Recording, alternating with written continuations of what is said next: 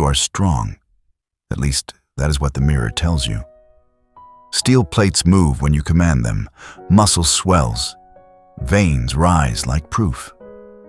The modern world applauds this kind of strength, photographs it, sells it back to you in loops. But beneath the performance, beneath the noise, there is a quieter truth. You're exhausted, not in the body, in the command center. Your hands can lift, but your mind trembles. This is the fracture. Surface strength versus deep strength. What you display versus what controls you. What moves weight versus what governs fear. You live in a time that confuses exertion with mastery. The body is trained. The nervous system is neglected. Dopamine is farmed. Attention is harvested. Your mind is split into fragments and fed back to you as stimulation. You scroll. You react. You spike. You crash. Again. Again. Again. This is not weakness of character. It is biological sabotage. Your prefrontal cortex, the seat of restraint, planning, silence, is under siege. Notifications erode it. Endless novelty shreds it. Your amygdala, older than language, louder than reason, now runs the floor. Fear, comparison, urgency, always urgency.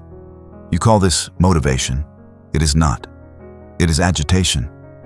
And agitation is not strength. It is leakage. Centuries ago, a man who lived by the sword understood this difference with terrifying clarity. Miyamoto Musashi did not train for appearance. He trained for unity, not harmony. Unity. One mind, one body, one action. No internal argument, no wasted motion, no hesitation. When Musashi stood before an opponent, his nervous system was already decided. There was no dopamine chase, no internal negotiation, no fracture between intention and execution. What he saw, he cut. What he cut, he finished. This is deep strength, not the ability to exert force, but the inability to be hijacked. You, however, are surrounded by invisible blades. Algorithms sharpened on your attention. Stimuli designed to bypass thought and strike reflex. Your reactions are no longer yours. They are leased. Every flinch is profitable. Every impulse is predictable. Every delay is engineered. You believe strength is how much pain you can endure. Musashi knew better. Strength is how little noise exists inside you when pain arrives. The modern mind is fractured because it is constantly interrupted. Interrupted minds cannot unify. They cannot commit. They cannot finish. They start with enthusiasm and die in confusion. They collect routines but lack resolve. They chase discipline as a concept while avoiding it as a state. Discipline is not a schedule. It is a nervous system that obeys. You can bench press twice your body weight and still fold under a single uncomfortable thought. You can run miles and still flee from silence. You can look formidable and still be ruled by appetite, distraction, and fear. That is surface strength. It photographs well, it performs well, it collapses under pressure. Deep strength does not announce itself. It does not flex. It does not seek validation. It is invisible until it is absolute. Deep strength is the capacity to remain unreactive while everything inside you screams. The samurai understood this. Zen sharpened it. Musashi embodied it. He wrote that the true way is to see things as they are, not as you want them to be, not as you fear they might be, as they are. This requires something modern life actively destroys: sustained attention without reward. Your brain is now conditioned to expect payment for focus. Dopamine for effort, pleasure for presence. When it does not arrive, you disengage. You call it boredom. It is withdrawal. Musashi trained without guarantee. He fought without attachment. He practiced without applause. His mind did not spike and crash. It settled. It compressed. It became heavy. Heavy minds do not drift. Your mind is light. Too light. It scatters at the slightest impact. You are not calm. You are numb. You are not focused. You are stimulated. You are not disciplined. You are dependent. This is not an insult. It is a diagnosis. The nervous system adapts to what it repeatedly experiences. You have trained yours for fragmentation, for novelty, for escape, for reaction. And now you wonder why stillness feels unbearable, why silence feels threatening, why commitment feels suffocating. Musashi would call this a loss of center. Without a center, every force moves you. A comment, a message, a memory, a fear. You mistake motion for progress. You mistake exhaustion for effort. You mistake anxiety for ambition. But deep strength is stillness under load. It is the ability to choose your response when the amygdala demands immediacy. It is the capacity to hold discomfort without narrative, to act without self-congratulation, to endure without dramatization. This is nervous system sovereignty. Modern neuroscience confirms you do not collapse all at once. You erode, quietly, incrementally, daily. That is the danger. Destruction does not announce itself with violence. It arrives as tolerance. Tolerance for distraction. Tolerance for delay. Tolerance for weakness disguised as comfort. You do not wake up one day fractured. You rehearse fragmentation until it feels normal. This is why brute force change fails you. Why motivation burns hot and dies fast. Why declarations rot into guilt. You try to transform your life the way you consume content. Quickly, dramatically, with spectacle. The nervous system does not change this way. It resists shock. It hardens against extremes. It reverts. Musashi understood this. Zen refined it. Neuroscience confirms it. The nervous system is not impressed by ambition. It responds only to repetition. This is Kaizen. Not improvement as optimism. Improvement as calibration. Tiny adjustments. Relentless precision. No emotion attached. Kaizen is not gentle. It is surgical. You are not asked to become powerful overnight. You are asked to become precise today. Then again tomorrow. Then again when boredom sets in. Especially then. Because boredom is the gatekeeper. When stimulation disappears, the nervous system panics. Dopamine drops. The brain interprets this as danger. It urges escape. Scroll, eat, check, anything. This is the moment that matters. Not the workout, not the routine, the refusal. Refusal to obey the impulse. Every time you do not react, you recalibrate. Every time you stay, you strengthen the prefrontal cortex. Every time you resist novelty, the amygdala loses authority. This is not self-help. It is neural rewiring. You are teaching your biology who is in charge. Most people never do this. They negotiate. They compromise. They soothe. They call it balance. The nervous system learns that discomfort is optional, that urge equals command, that resistance is temporary. And so it waits. It waits until pressure arrives, until fatigue, until fear. Then it takes over. Kaizen refuses this arrangement. 1% stronger impulse control, 1% longer focus, 1% less reaction, invisible, unimpressive, unavoidable. Musashi did not seek breakthroughs. He sought inevitability. He practiced the same movements until thought was unnecessary, until action occurred before doubt could form. His mind did not surge. It settled. Modern neuroscience would say his basal ganglia took over. Habit circuits replaced conscious deliberation. Decision fatigue vanished. Not because he was motivated, but because he was conditioned. You lack this conditioning. Your days are filled with decisions that should not exist. What to do, when to start, whether to continue. These questions exhaust the mind before the work even begins. Deep strength removes the question. You sit, you act, you finish. No internal debate, no emotional weather report. This is not discipline as punishment. It is discipline as default. Kaizen builds this default slowly, because anything faster triggers rebellion. The nervous system interprets drastic change as threat. Cortisol rises. Stress hormones flood. You white-knuckle for a while, then relapse harder. Small changes bypass resistance. They do not excite you. They do not inspire you. They do not care how you feel. They work. The fractured mind wants transformation to feel significant. It wants a story, a before and after, a declaration of identity. Kaizen strips this away. You do not become disciplined. You behave disciplined.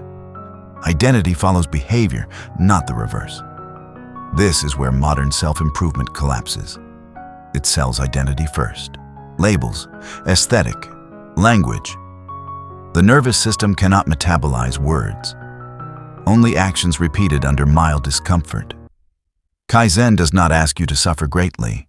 It asks you to suffer consistently. Consistency is terrifying because it removes drama, because it exposes avoidance, because it leaves no excuse. One extra minute of silence, one delayed impulse, one finished task when quitting would be easier. You do not feel powerful doing this.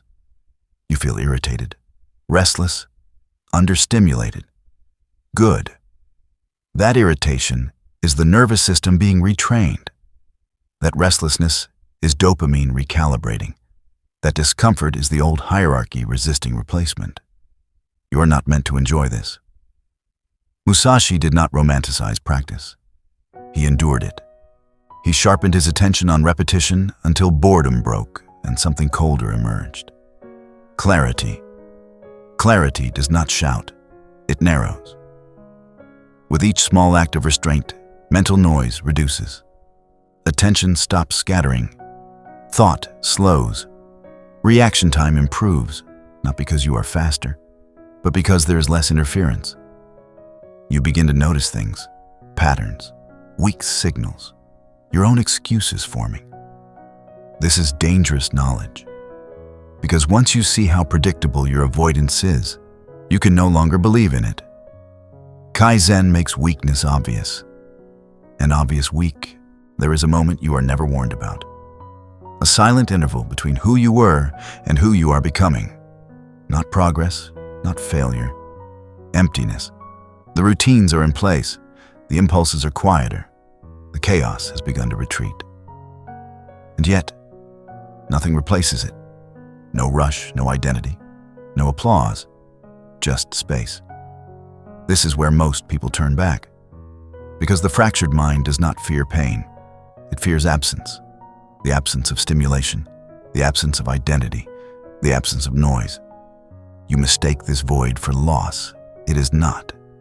It is exposure. For the first time, you are not being constantly occupied by reaction. There is no urgency pulling at your sleeve, no distraction whispering commands. The nervous system, once flooded, now sits in unfamiliar silence, and it panics. The brain is a prediction engine. When patterns disappear, it searches desperately for replacements. Old cravings return, not because they are strong, but because they are familiar. Familiarity feels like safety, even when it is poison. This is why relapse happens here. Not at the beginning, but at the quiet middle. Musashi knew this terrain well.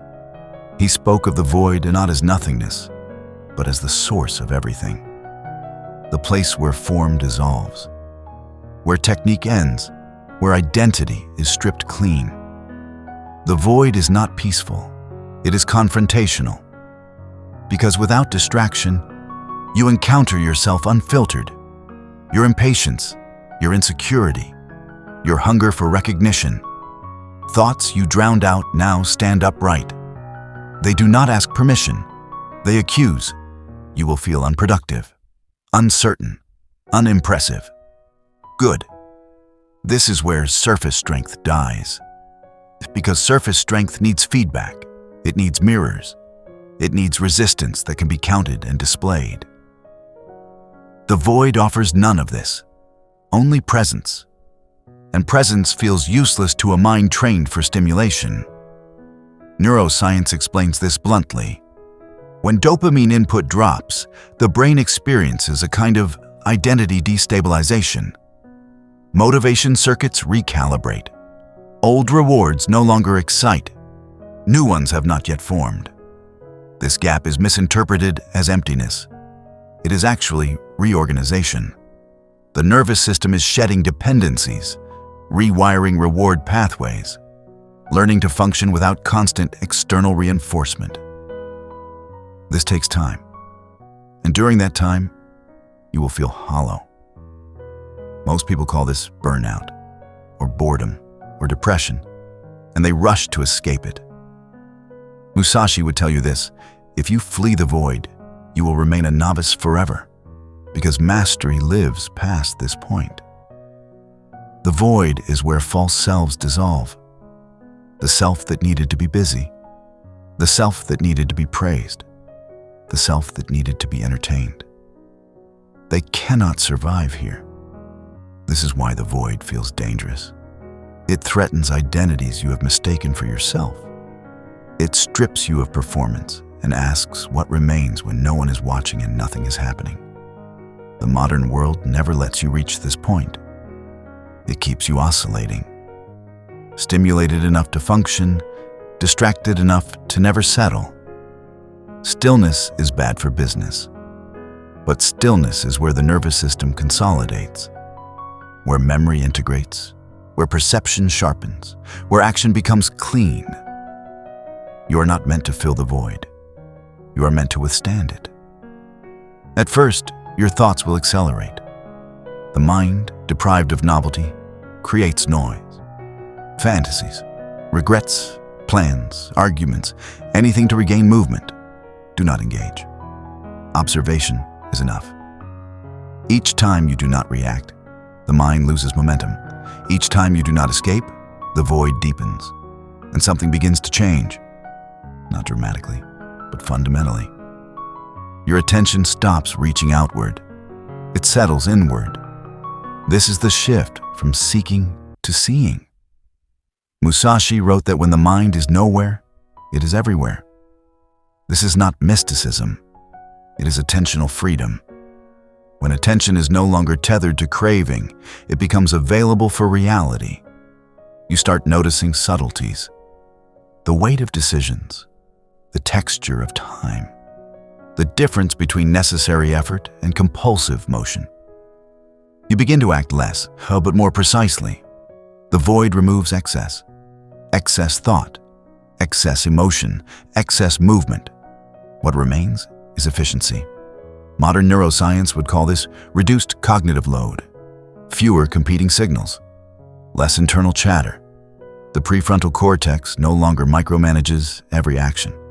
Systems integrate. Behavior smooths. You feel slower. You are not. You are clearer.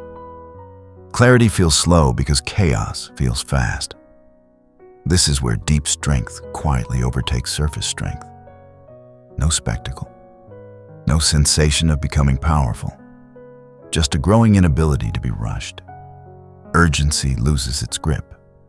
Fear loses its leverage. Discomfort loses its threat.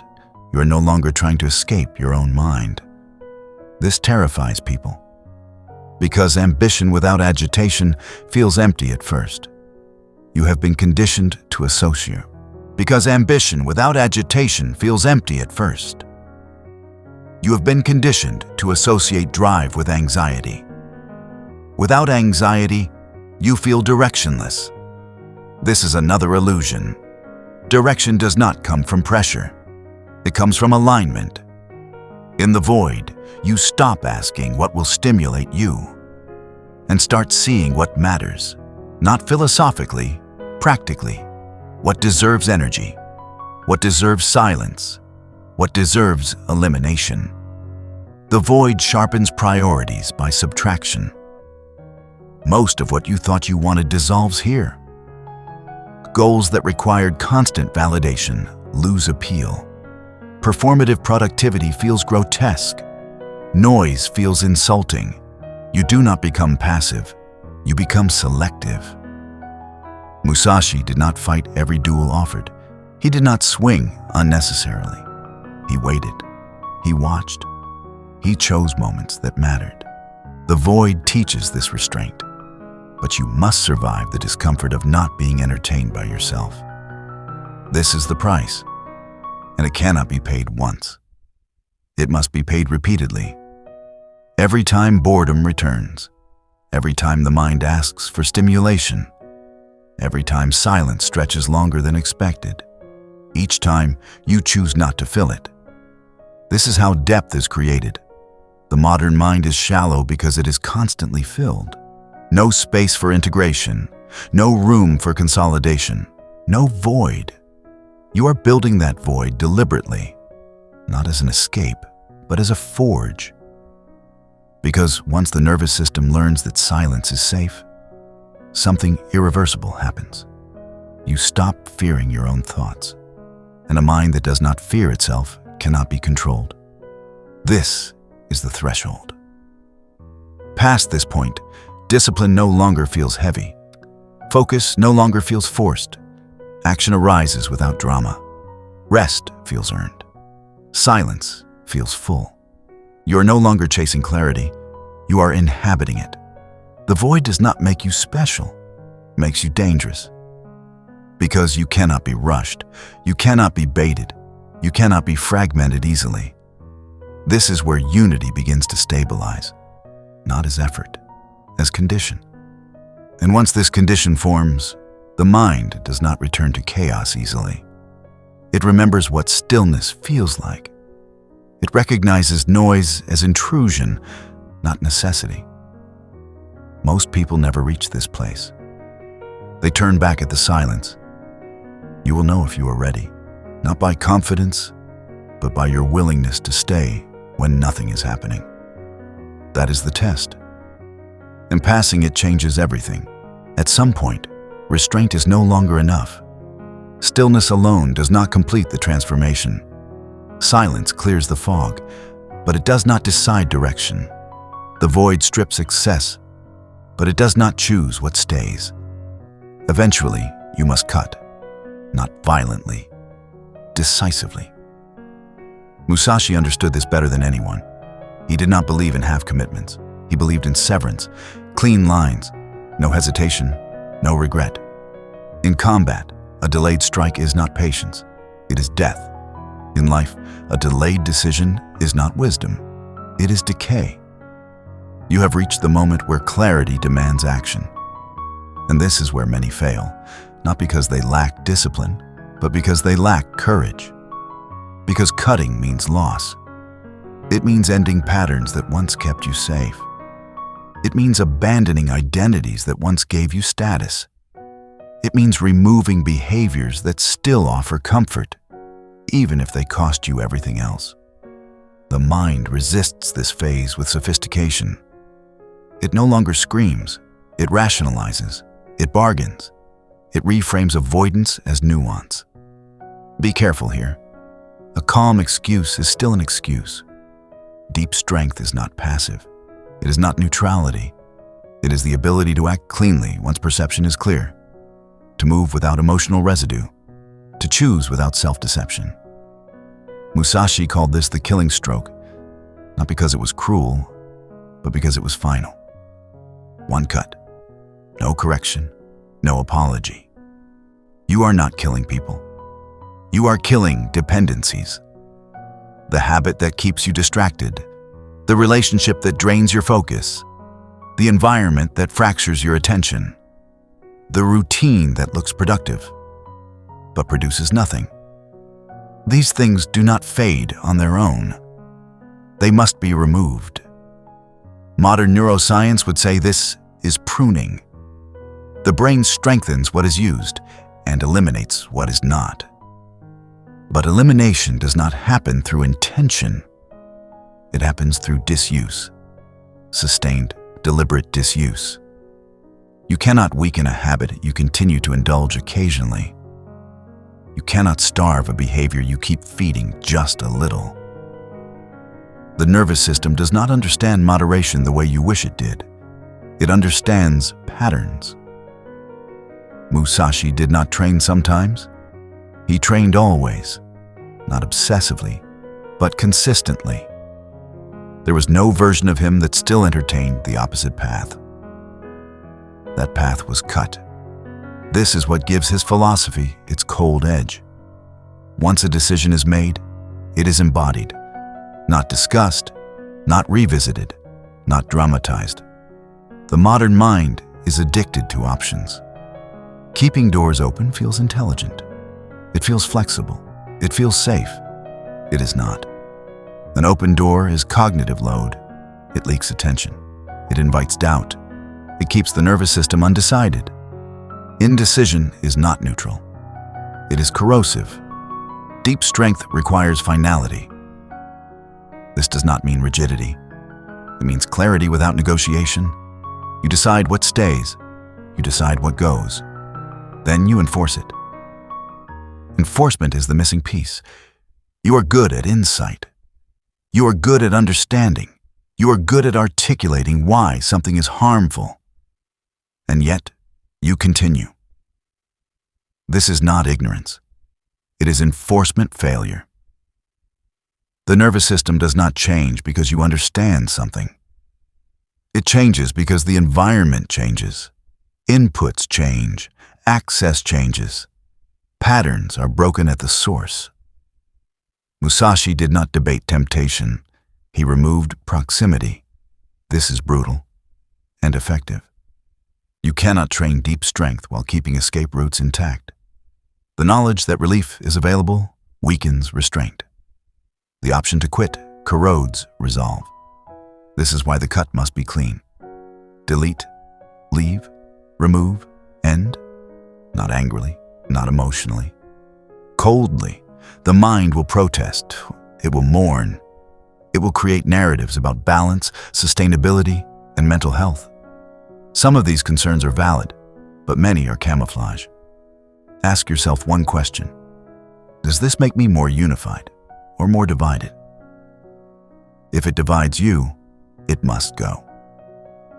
Unity is not achieved by addition. It is achieved by subtraction. Each cut reduces internal conflict. Each removal simplifies choice. Each boundary strengthens identity. Not the performative identity, but the operational one. You begin to trust your own decisions again. Trust is power. When you trust yourself, you move faster. You hesitate less. You waste less energy second-guessing. Action becomes cleaner. Recovery becomes quicker. This is deep strength accelerating. But understand this. Cutting will make you lonely. Not emotionally, but structurally. Fewer inputs, fewer interactions, fewer distractions. The noise recedes, and with it, many people, habits, and stimuli that once filled your days. This is not punishment. It is concentration. Musashi walked alone often, not because he despised people, but because solitude preserved sharpness. Too much friction dulls the blade. Too much noise blunts perception. You are sharpening now. Sharpness is misunderstood. It is not aggression. It is readiness. The ability to respond fully without waste. A sharp mind does not react to everything. It reacts perfectly to what matters. The cut teaches this selectivity. After enough severance, something stabilizes. Life feels simpler, not easier, but clearer. Decisions require less deliberation. You no longer need motivation because there is less resistance. This is what people mistake for confidence. It is not confidence. It is coherence. Your thoughts align with your actions. Your actions align with your values. Your values are no longer theoretical. They are enforced. This is dangerous to a world built on distraction. because a coherent person cannot be easily manipulated. They do not respond predictably to fear or novelty. They do not require constant stimulation to function. They are grounded. Musashi's opponents feared this quality more than skill. A man who cannot be rattled, who does not rush, who does not bluff, who does not overextend, a man who cuts only when necessary. You are becoming that kind of person, not with a sword, but with attention, boundaries, and resolve. The cut is not a one-time event. It is a principle. You will use it again. Each time life grows noisy, each time fragmentation returns, each time excess creeps back in disguised as opportunity. You cut again, cleanly, quietly, without regret. This is how deep strength is maintained. Not through constant effort, but through ruthless clarity. And once clarity becomes habit, something shifts. You no longer feel like you are building discipline. You feel like you are protecting something. A state, a standard, a way of being. This is no longer self-improvement. This is self-command. And it prepares you for the next stage, where meaning, not control, becomes the battlefield. After the cut, something unsettling happens. You expect relief, you expect momentum, you expect certainty. Instead, you encounter weight, not heaviness as exhaustion, heaviness as gravity. Your actions matter more now. Each decision carries consequence. Each choice echoes longer. When distractions are gone, there is no padding between you and reality. This is the center. And the center is not comforting. Most people never feel it because their lives are buffered. Noise absorbs impact. Stimulation softens consequence. When everything is optional, nothing is serious. You removed the buffer. Now you feel the full mass of your existence. This is where meaning becomes unavoidable. Without constant reaction, your actions are no longer responses. They are declarations. You are no longer busy. You are responsible. And responsibility terrifies the fragmented mind. Because when you stand at the center, you can no longer blame confusion. You can no longer hide behind overwhelm. You see clearly what you are doing and what you are not. The center does not motivate you. It demands alignment. Musashi wrote that one must polish the spirit until it becomes still and firm. Not excited, not optimistic. Firm. Firmness is different from confidence. Confidence expands. Firmness anchors. A firm mind does not seek reassurance. It does not ask if it is on the right path every 5 minutes. It commits and then adjusts quietly. This is what Ikigai is often misunderstood to be. Not passion, not happiness, not purpose as a feeling. Ikigai is gravitational pull. The thing you return to when nothing is forcing you. The work you continue when no one is watching. The discipline that remains when motivation is absent. It is not discovered through introspection. It is revealed through subtraction. Only when the noise is gone do you see what persists. And what persists is not always glamorous. It may feel narrow, repetitive, unimpressive, good. Depth always looks small from the outside. The center narrows your life, but intensifies it. Fewer directions, more force. You stop scattering effort and begin applying pressure. Pressure creates shape. This is why the center feels heavy. There is no escape velocity, no distraction to dilute responsibility. When you act, you feel it fully. Modern neuroscience would describe this as increased salience. When dopamine is no longer hijacked by novelty, meaningful actions stand out more vividly. They carry emotional weight. They imprint deeper. You care more. Not emotionally reactive care, but consequence-aware care. This is dangerous terrain, because caring deeply without distraction exposes fear. Fear of failure. Fear of wasted effort. Fear of choosing wrong. The fragmented mind avoids this by never fully choosing. You did. Now you must endure the seriousness of that choice. Musashi did not drift through life seeking fulfillment. He chose a path and accepted its cost completely. He did not ask whether the way would make him happy. He asked whether it was true. Truth is heavier than happiness. Truth demands sacrifice. Happiness negotiates. At the center, negotiation ends. You no longer ask, "Do I feel like doing this?" You ask, "Is this aligned?" Alignment is colder than motivation, but infinitely more stable. This is where many people mistake intensity for obsession. They see focus and call it imbalance. They see consistency and call it rigidity. They are wrong.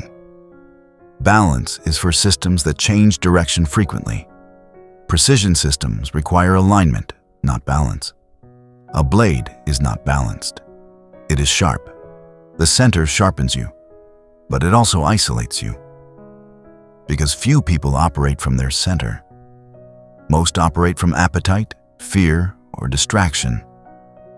When you speak from alignment, it sounds foreign. When you act from conviction, it feels threatening.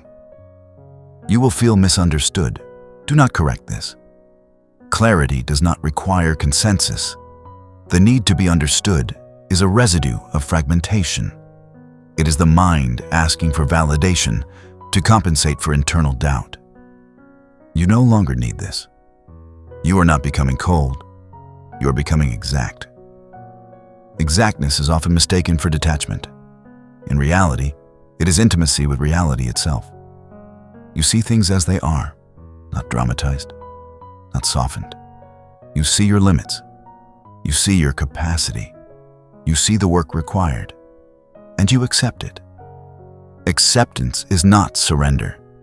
It is the end of resistance. Resistance wastes energy. Acceptance concentrates it. At the center, you stop fantasizing about different lives. You stop rehearsing alternatives. You stop keeping mental escape routes. You are here. This is the work. This is the cost. And something remarkable happens when the mind stops resisting its own path. Effort becomes clean, not easy, but clean. There is no inner friction, no self-argument draining force. The nervous system is no longer split between desire and duty. They converge. This is deep strength expressing itself not as restraint, but as commitment. You no longer need to prove discipline. You live it. You no longer chase meaning. You embody it through repetition. Ikigai is not found. It is forged. Forged by showing up when nothing external rewards you. Forged by continuing when enthusiasm fades. Forged by choosing depth over variety. The center demands patience, not passive patience, but enduring patience. The kind that does not rush outcomes, that does not measure worth by speed, that understands compounding is invisible until it is overwhelming. You will feel behind at times. Ignore this. Behind compared to what? To noise? To spectacle? Those who appear ahead often run in circles. Depth moves slowly, and then it does not stop. Musashi did not become legendary because he rushed. He became inevitable. Each year of disciplined isolation compressed his skill until encounters were decided before they began. You are doing the same, not with combat, but with being. You are becoming difficult to destabilize, not because you are rigid, but because you are centered. A centered person is not perfect. They still feel doubt. They still experience fear. But these no longer dictate action. They are observed, not obeyed. This is mastery of the nervous system at a deeper level. Fear becomes information, not command. Emotion becomes signal, not identity. You are no longer inside the storm. You are at the axis. And from the axis, movement is intentional. The center does not ask you to do more. It asks you to do fewer things, completely. This is the final insult to the modern mind. Less stimulation, less variety, less novelty, more depth, more repetition, more responsibility, but also more peace. Not peace as comfort, peace as absence of internal war. You no longer fight yourself. And a person who does not fight themselves has terrifying endurance. They do not burn out easily. They do not quit impulsively. They do not fracture under pressure. They endure. This is the quiet power Musashi embodied. Not loud, not dramatic, not performative, centered. And from the center, the final transformation begins. Because once control, restraint, clarity, and meaning align, the question is no longer how to live. It becomes what you are willing to die for. That is the threshold ahead. There comes a point where effort disappears, not because the work ends, but because resistance does. This is the still edge, the place where discipline no longer feels like restraint and indulgence no longer feels tempting, where the nervous system has been trained so thoroughly that behavior flows without force. Most people misunderstand this state. They think mastery feels euphoric, elevated, victorious. It does not. It feels quiet, unremarkable, almost plain, and that is precisely why it is rare. The modern mind expects intensity, fire, momentum, constant confirmation that progress is happening. When that sensation fades, it assumes something is wrong. Nothing is wrong. You have simply crossed from exertion into control. At the still edge, your actions are no longer powered by emotion. They are powered by decision, made long ago, enforced daily, now embodied.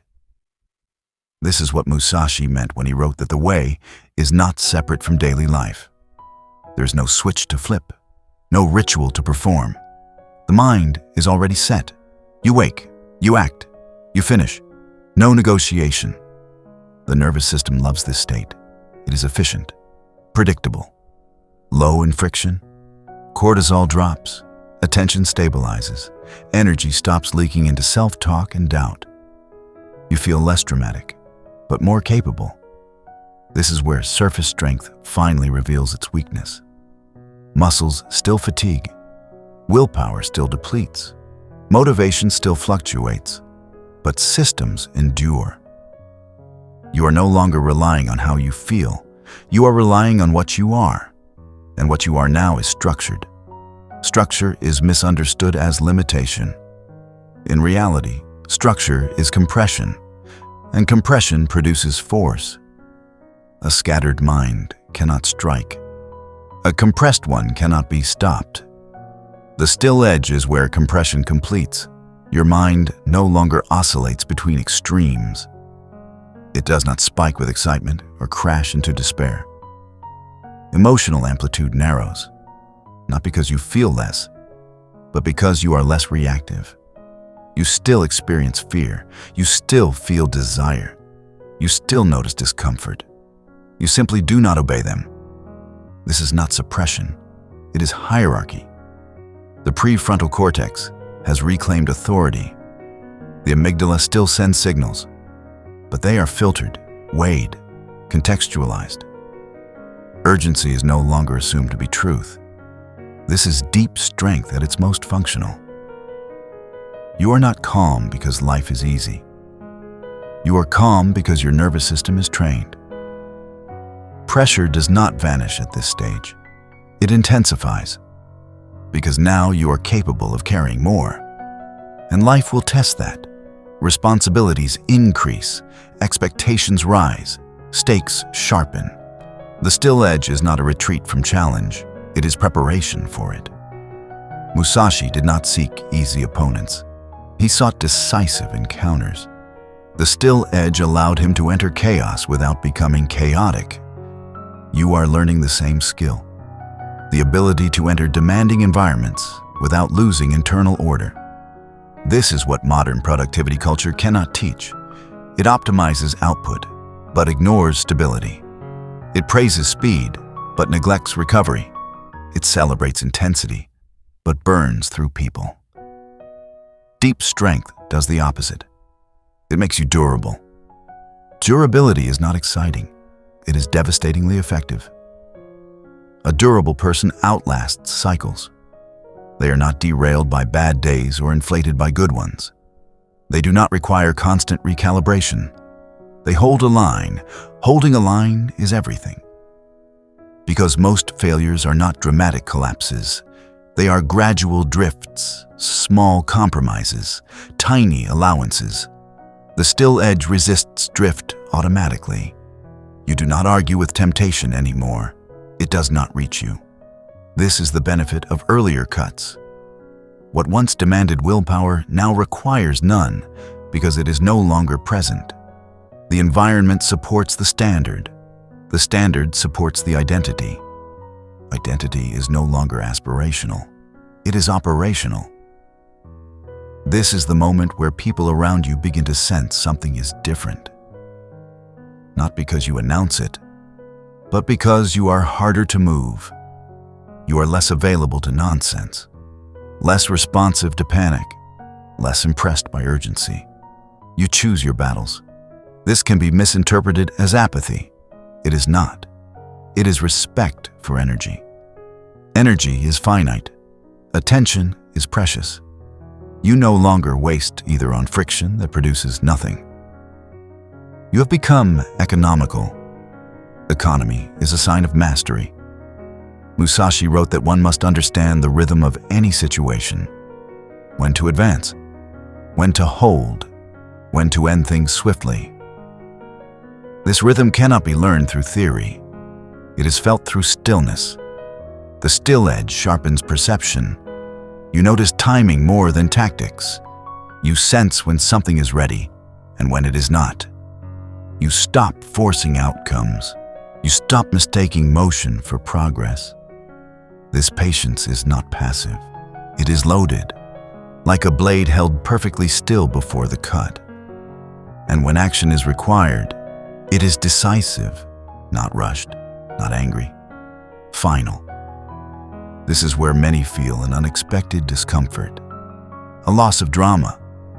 You are no longer struggling constantly. You are no longer fighting yourself.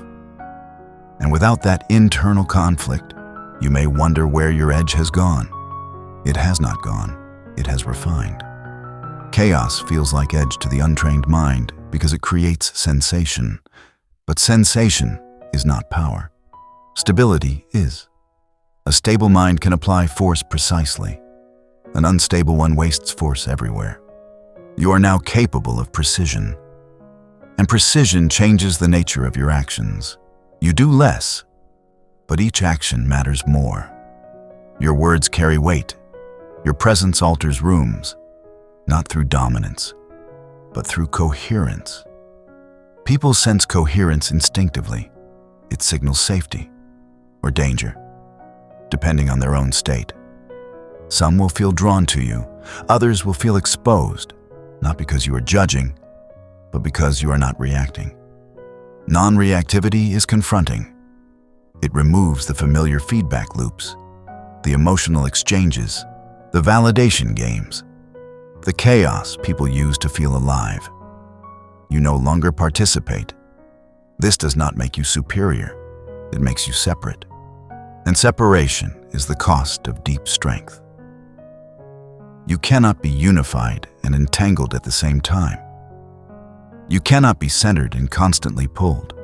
You cannot maintain the still edge while indulging noise. This is why so few remain here. The still edge demands ongoing respect, not vigilance, but maintenance. You must protect your inputs. Guard your attention. Maintain your standards quietly, not rigidly, quietly. Musashi did not obsess over discipline. He lived it. There is a difference. Obsession signals fragility. Living it signals integration.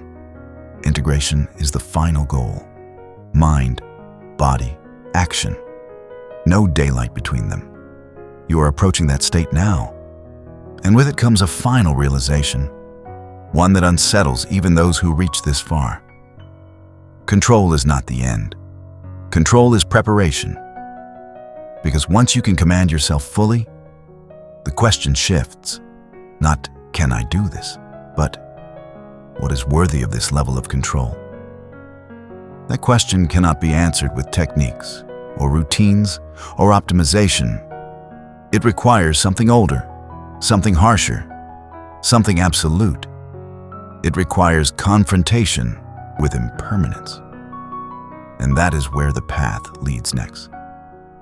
Toward Wabi-Sabi, toward decay, transience, and the acceptance that sharpens all things. That is the final test. And it will ask you to let go, not of weakness, but of certainty itself. Up to now, everything has been about control, restraint, calibration, cuts, center, edge. You have learned to command yourself, to reduce noise, to sharpen will, to act without fracture, to endure without collapse. And now, something destabilizing appears. Impermanence. Not as an idea, as a pressure. Because the moment you become strong enough to build something lasting, life introduces decay. This is not cruelty, it is design. Wabi-Sabi is often romanticized as appreciation for imperfection. This is a lie told to make it comfortable. Wabi-Sabi is not aesthetic softness. It is confrontation with entropy. Everything you build will erode. Everything you master will dull. Everything you stabilize will eventually break. This is not pessimism. This is clarity. And clarity at this level is violent. Because the disciplined mind secretly believes impermanence. It believes that if it trains enough, controls enough, sharpens enough, it can outrun decay. It cannot. Musashi knew this. That is why his final writings were stripped of ornament. No ambition, no legacy obsession, no illusion of control over time, only alignment with reality as it is. Wabi-Sabi is not about accepting weakness. It is about respecting limits. Limits of the body, limits of attention, limits of time. You can dominate your nervous system, but you cannot dominate impermanence. And that realization changes how deep strength is expressed. Before, strength was about holding the line. Now it becomes about knowing when to release it. This is where many disciplined people break, because their identity is built on control, on precision, on mastery. When decay appears, aging, loss, failure, irrelevance, they experience it as personal collapse. They tighten, they cling, they resist, and in doing so, they fracture. Wabi-Sabi teaches a different posture, not resignation, not surrender, alignment with decay, the understanding that nothing sharp stays sharp forever, and that this does not invalidate its purpose. A blade is not less meaningful because it will rust. A life is not less meaningful because it will end. In fact, the opposite. Impermanence gives weight. Without decay, there is no urgency. Without endings, there is no depth. Without loss, there is no seriousness. Modern culture avoids this truth. It promises optimization without decay, youth without aging, growth without cost, control without loss. These are fantasies. And fantasies make people fragile. Deep strength does not deny impermanence. It integrates it. Neuroscience aligns here again. The mind that accepts uncertainty regulates stress better than the one that demands control. Chronic anxiety is not fear of pain, it is fear of unpredictability. Wabi-Sabi trains you to live inside unpredictability without collapsing. To build while knowing it will fall. To love while knowing it will end. To commit while knowing certainty is impossible. This is a higher form of strength because it removes desperation. When you no longer demand permanence, you stop rushing. When you stop rushing, you stop distorting decisions. You act appropriately to the moment, not to the fantasy of forever. Musashi aged, his body weakened, his dominance ended, and yet his clarity deepened, because his identity was not built on invincibility. It was built on alignment. Alignment does not break when conditions change, it adapts. Wabi-Sabi teaches you to stop polishing endlessly, to stop trying to freeze yourself at your peak, to accept weathering as part of the design. This does not make you passive. It makes you honest. You stop pretending that discipline will save you from loss. You stop using self-mastery as armor against mortality. You stop confusing control with safety. Safety does not exist, only readiness. And readiness at this stage looks different. It looks like choosing fewer things and holding them lightly.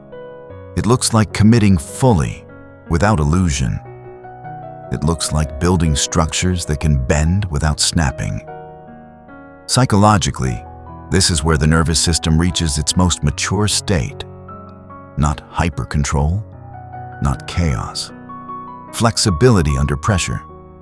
The ability to remain coherent while accepting uncertainty. This is rare, because most people swing between two extremes. They either try to control everything, or they give up control entirely. Wabi-Sabi stands between. Strong, but not rigid. Committed, but not attached. Precise, but not brittle. You begin to see cracks not as failures, but as information. Feedback from reality. Signals about limits, about timing, about what cannot be forced. You stop asking, how do I make this permanent? You ask, how do I make this honest? Honesty simplifies life. You stop chasing endless expansion. You stop hoarding ambitions. You stop adding layers of identity. You strip down again, not to weakness, to essence. What is worth doing, knowing it will end? That question burns away everything trivial. What remains is simple, severe, enough. This is the final refinement of deep strength, not domination. Acceptance without collapse. You no longer fear decline. You plan for it. You no longer cling to relevance. You invest in depth. You no longer panic at change. You move with it. This is what makes elders dangerous, not physically, but strategically. They do not rush. They do not posture. They do not overextend. They understand cycles. Musashi's final strength was not his sword. It was his lack of illusion. And that is what Wabi-Sabi gives you. Not peace. Perspective. Perspective that sharpens choice, that removes vanity, that replaces urgency with precision. You do not act because you will live forever. You act because you will not. That awareness does not weaken resolve. It crystallizes it. This is where the path stops being about self-mastery and becomes about legacy. Not legacy as fame. Legacy as transmission. What survives you, not because it is permanent, but because it is true. And that brings us to the final threshold. Because once you accept impermanence, the question is no longer how to control yourself. It becomes how to live in a way that does not require control to feel complete. That is the final confrontation. And it is the most difficult one. The confrontation with letting go, without becoming soft. That is where the path ends, and where few are willing to walk.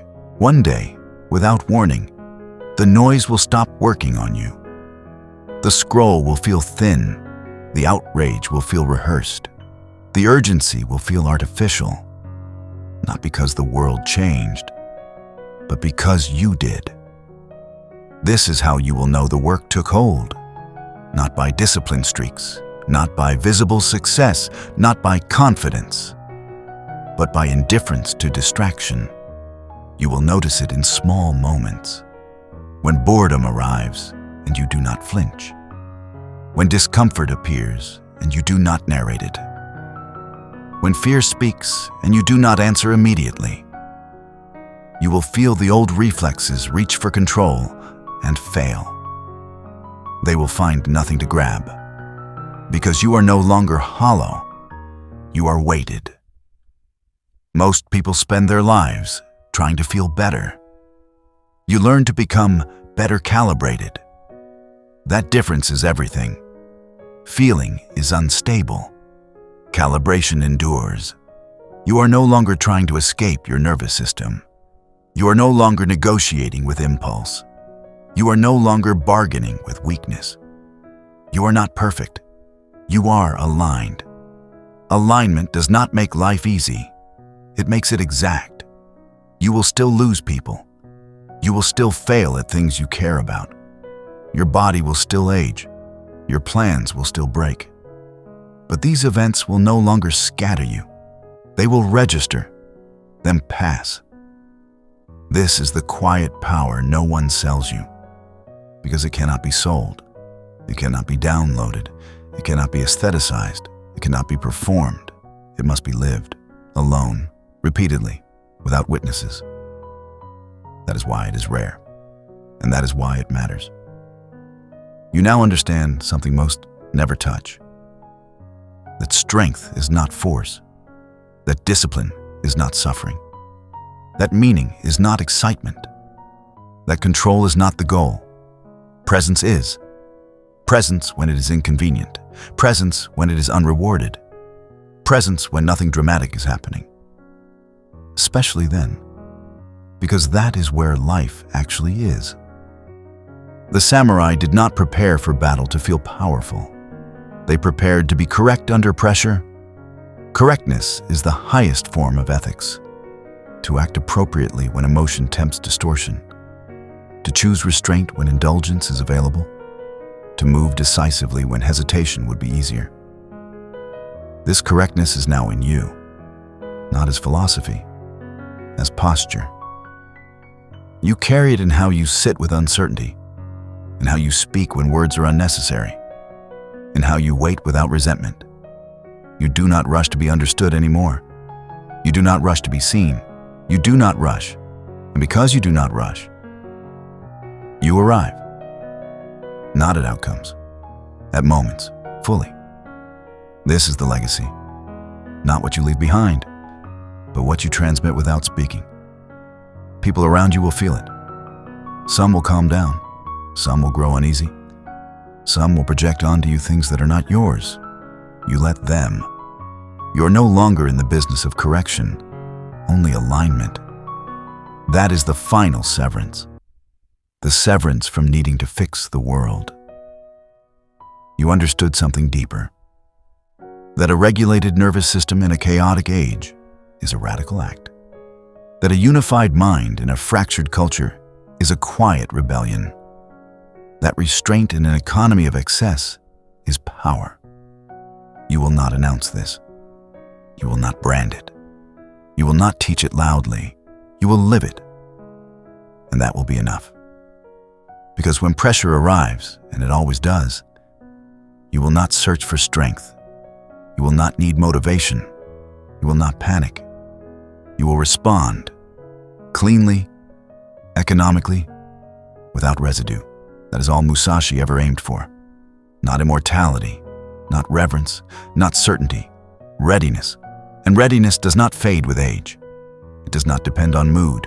It does not require applause. It deepens.